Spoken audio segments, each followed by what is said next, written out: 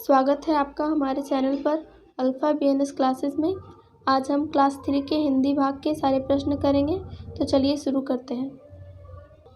यह एक गद्यांश है। नीचे दिए गए कहानी के अंश को ध्यानपूर्वक पढ़कर प्रश्नों के उत्तर दीजिए। एक बालक था, उसका नाम राजन था। वह तीसरी कक्षा में पढ़ता था।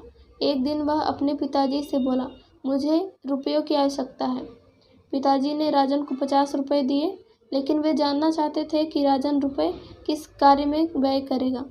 वे चुपचाप उसके पीछे चल पड़े। राजन सीधा अपने साथी कुशल के घर गया। वह उसे बुला लाया। फिर दोनों बाजार की ओर चल पड़े। पिताजी भी उनके पीछे पीछे गए। बाजार में पुस्तकों की एक दुकान थी, वहाँ दोनों रुक गए। बालक ने कुछ पुस्तकें खरीदी और कुशल को दे दी।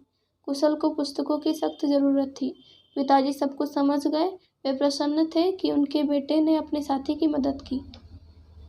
चलिए अब इसके प्रश्नों को करते हैं। प्रश्न 1, राजन कौन सी कक्षा में पढ़ता था?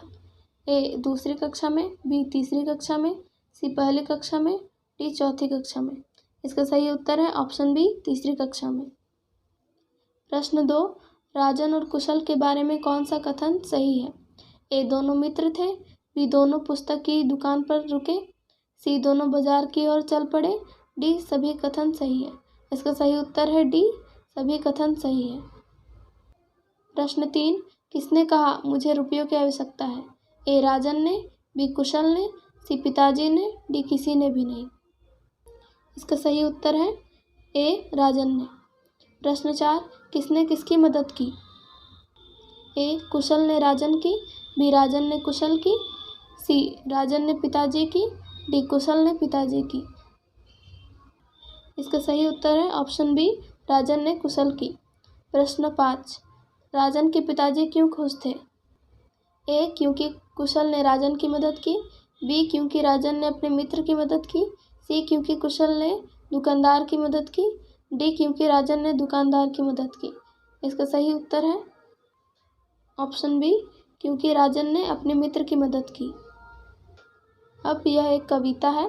नीचे दिए गए कविता के अंश को ध्यानपूर्वक पढ़कर प्रश्नों के उत्तर दीजिए। सुबह सुबह चढ़ जाती है ऊंचे महल अटारी धूप, फिर आंगन में आ जाती है अपने लिए सवारी धूप। फूल खिलाती और सजाती है सुंदर फुलवारी धूप, हंसती है और मुस्कुराती है, भरती है किलकारी धूप। इसके प्रश्न है। प्रश्न 6, सुबह सुबह आंगन में कौन आ जाती है? ए धूप, बी सूरज, सी चांद, डी तारा। इसका सही उत्तर है ए धूप। प्रश्न 7, धूप कौन सा काम करती है? ए फूल खिलाने का, बी फुलवारी सजाने का, सी विकल्प ए और बी दोनों सही है, डी विकल्प ए और बी दोनों गलत है। इसका सही उत्तर है सी, विकल्प ए और बी दोनों सही है। प्रश्न 8, निम्नलिखित में से किस स्थान पर धूप पहुंचती है?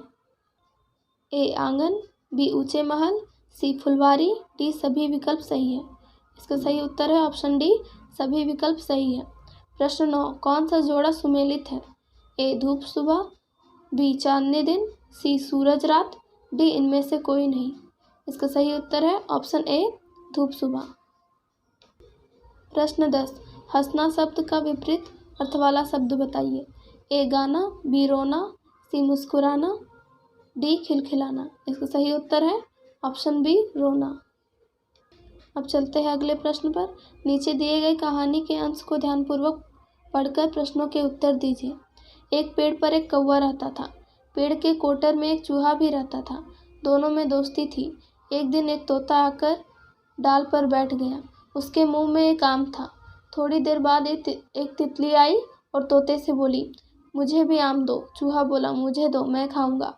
तोता बोला, मैं तुम दोनों में से किसी को नहीं दूंगा, इसे मैं अपने मित्र बकरे को दूंगा। उसने चूहे से बोला, चूहा भाई, कभी किसी से मांगकर मत खाओ, यह बात अच्छी बात नहीं है। इसके प्रश्न है। प्रश्न 11, चूहे का दोस्त कौन था? ए कौवा, बी तोता, सी तितली, डी बकरी। इसका सही उत्तर है ए कौवा।